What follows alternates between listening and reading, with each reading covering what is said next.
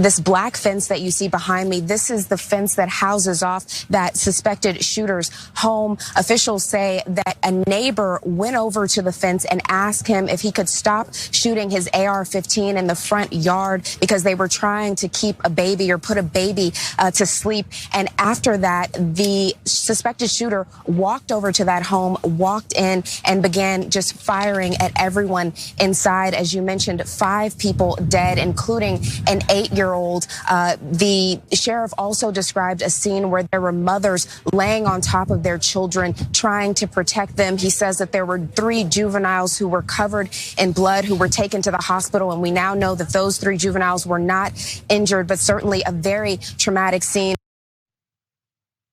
America, really? Really? You walk over to your neighbor's house and you say, hey, can you keep the shooting down? What in the hell? Neighbor, can you keep the shooting down? And instead, the neighbor walks over there and shoots to kill the family. In Cleveland, Texas, welcome to America. So now you can't turn around in nobody's driveway. You can't deliver groceries, Instacart. You can't knock on somebody's door to pick up your siblings. See, this is what this kind of gun worshiping gets you. People have lost their ever-loving minds and the worship of the Second Amendment. What the hell you need an AR-15 for? So this dude gets mad and he goes over to the neighbor's house. He just commits to killing people. And as the reporter laid out, mamas laying on top of their kids trying to protect them. America, 21st century America. You know what, Jackson, I'm so over it. So here is some more reporting. Before you jump in here, I want you to jump on in here. Y'all keep Jackson up. Let's go ahead and put this graphic up. So here's some more reporting on the lives lost, all of whom were very young. Damn it don't matter what age they are. I don't know why they were young. Okay, we want to get the picture. I'm gonna give you the whole picture. But damn it, if they was 99 years old, 99.9 years old, they had a right to live out their lives for as long as God was gonna give them. Where is the righteous indignation on this? And then it's especially if you younger, you don't even get a chance to grow old. But here it is, Cleveland, Texas, shooting victims. Juicia, Sonia, Dana, Jose, and Daniel. Killed dead. Because they asked this mofo to stop shooting his AR-15. Now Daniel was 8 years old. He's the youngest person killed in this heartbreaking tragedy. Now, police are on the lookout for Francisco, the alleged suspect in the shooting. In times like these, communities will look for support and comfort. And that support usually comes from the faith-based community. It usually comes from elected officials, especially the governor of the state. But look at what this mofo Greg Abbott tweeted out. Believe this, and Jackson, after I read this, you just jump on in here. I've announced a $50K reward for info on the criminal who killed 5 illegal immigrants Friday. Now let's just go on and rest right there. First of all, this dude didn't even have to mention the status. They're human beings, period. But this is what this mofo does, right? No heart, Texas, what is wrong with y'all? Because this y'all governor, y'all voted this man in. So I've announced a $5K reward for info on the criminal who killed 5 illegal immigrants Friday. Also directed hashtag Operation Lone Star to be on the lookout. I continue working with state and local officials to ensure all available resources are deployed to respond. Jackson, I mean, what do you do with this? There is something wrong with these GOP governors, Greg Abbott, DeSantis, AKA DeSanctimonious. These fools are crazy, and we gotta start calling them what they are. They are a threat to this country.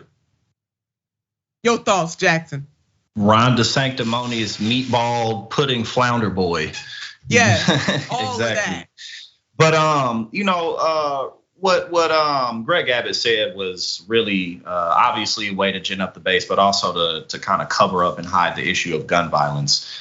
to point it more towards, illegal immigration in the country, it's violent, but to cover up that fact. But one of the things that really hurt Republicans in 2022, why there was no red wave, had very little to do with Donald Trump, actually, a lot more to do with the reversal of Roe v. Wade. And the reason I bring that up is because abortion and now gun rights, gun reform have become the Republican Party's two biggest issues that really will not allow independents and swing voters to side with them.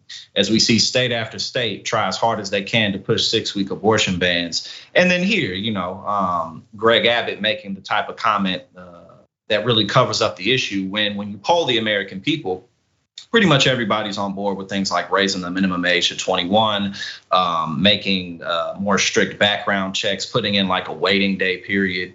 Really, the only people that you hear making the most noise about that type of stuff are right-wing political commentators and then politicians themselves, obviously, who get their pockets greased from organizations like the NRA.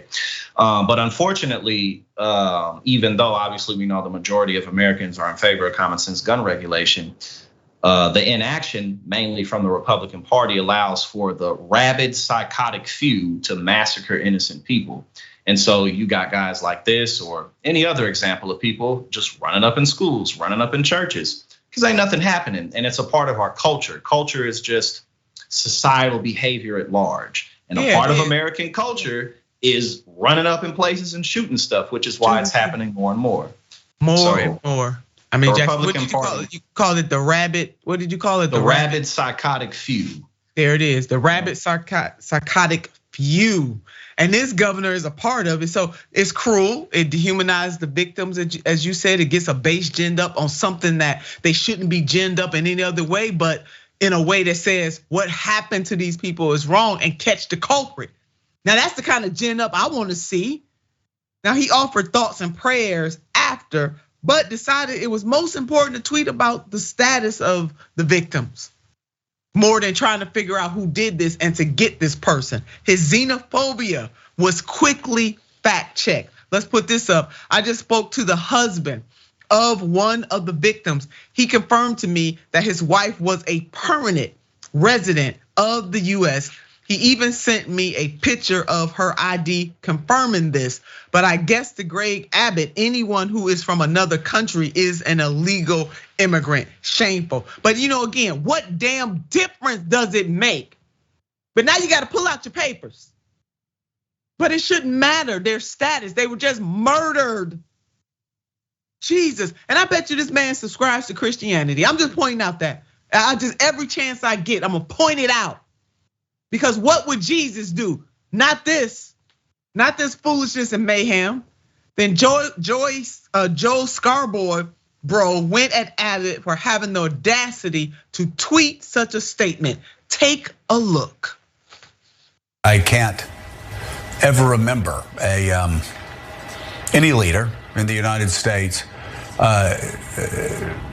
trying to somehow mitigate the pain of an 8-year-old, 9-year-old being shot in the head and other people being shot by identifying their status, feeling the need to say, oh, well, these were illegal immigrants. They got shot and killed. There's such a callousness to it, just like sending illegal immigrants up to Washington, D.C. on Christmas Eve and putting them outside of the Naval Observatory as they freeze outside when they get off the bus.